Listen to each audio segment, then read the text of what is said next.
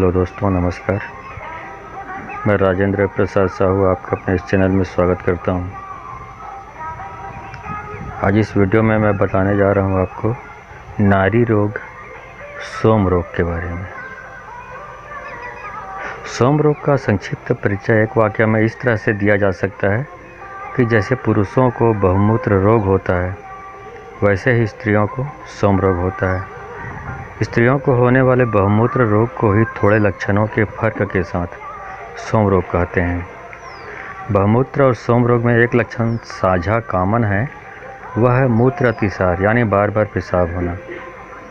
स्त्री को जब यह रोग होता है तब शुरू में निर्मल शीतल पानी जैसा सफ़ेद साफ और गंध रहित पीड़ा रहित जल योनि यानी मूत्र मार्ग से बार बार बाहर बहता है।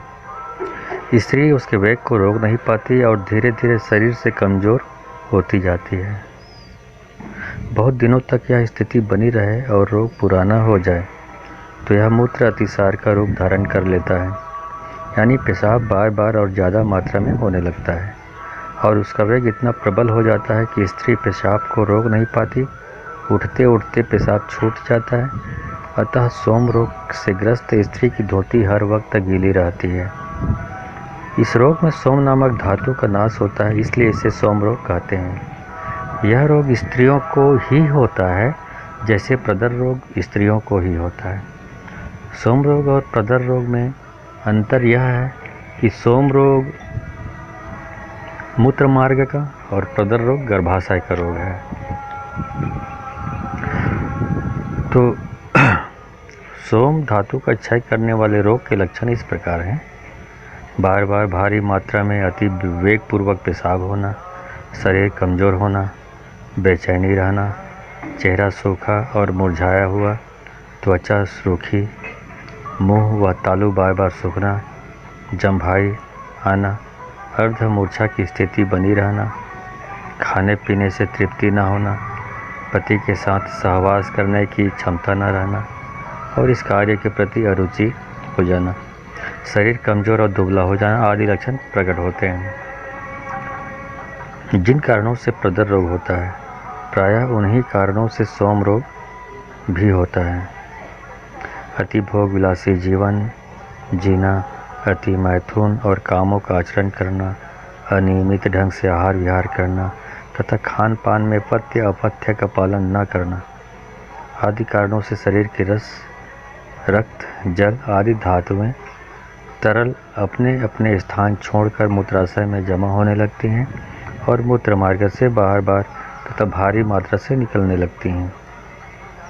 इस रोग की चिकित्सा साधारण नहीं है, अतः किसी स्त्री रोग विशेषज्ञ वैद्य अथवा अनुभवी वैद्य से चिकित्सा कराना चाहिए। जब तक वैद्य से चिकित्सा कराना शुरू न हो सके तब तक इस घरेलू इलाज को करके रोग को नियंत्रित करने का प्रयास करना चाहिए। वो इस प्रकार है: पहला, पका केला, आंवले का रस, शहद और मिश्री चारों को सम भाग मिलाकर इच्छानुसार मात्रा में सुबह नाश्ते के रूप में सेवन करते रहने से धीरे धीरे सोम रोग दूर हो जाता है।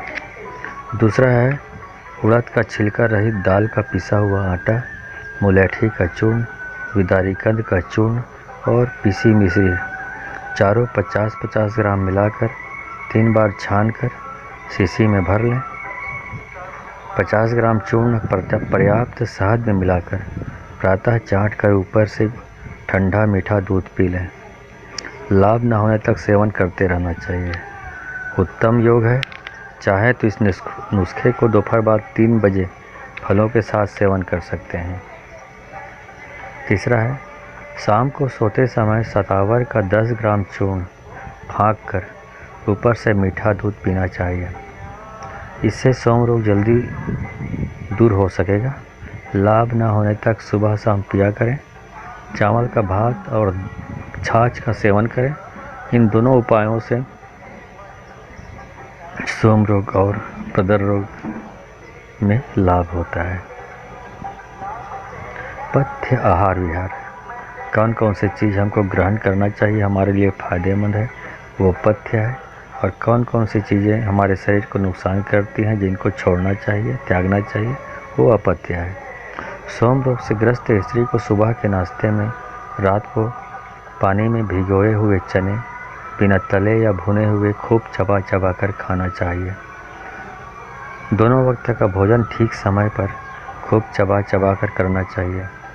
सुबह के भोजन के साथ 1 गिलास छाछ में 1 चम्मच लवण भास्कर चूर्ण घोलकर घूट घूट करके पीना चाहिए। सुबह और शाम का भोजन करने में देर न करें। दोपहर के बाद थोड़ा विश्राम किया करें। अपथ्य आहार विहार, जिसको त्यागना है आपको। अधिक जल पीना, शीतल पेय, फलों का रस, गन्ने का रस, चाय आदि पेय और गरिष्ठ पदार्थों का सेवन न करें। मूत्रल पदार्थों का सेवन न करें। अपथ्य विहार में दिन में सोना, आलस्य, निठल्ले पड़े रहना, भय, शोक, चिंता करना, भोग विलास यानी पति सहवास करना, क्षमता से अधिक श्रम करना, देर रात तक जागना, पति के साथ एक ही बिस्तर पर सोना और फालतू सोच विचार करते रहना, ये सब कार्य नहीं करना चाहिए। इतना करने से आपका सोम रोग की समस्या छूमंतर हो जाएगी। धन्यवाद।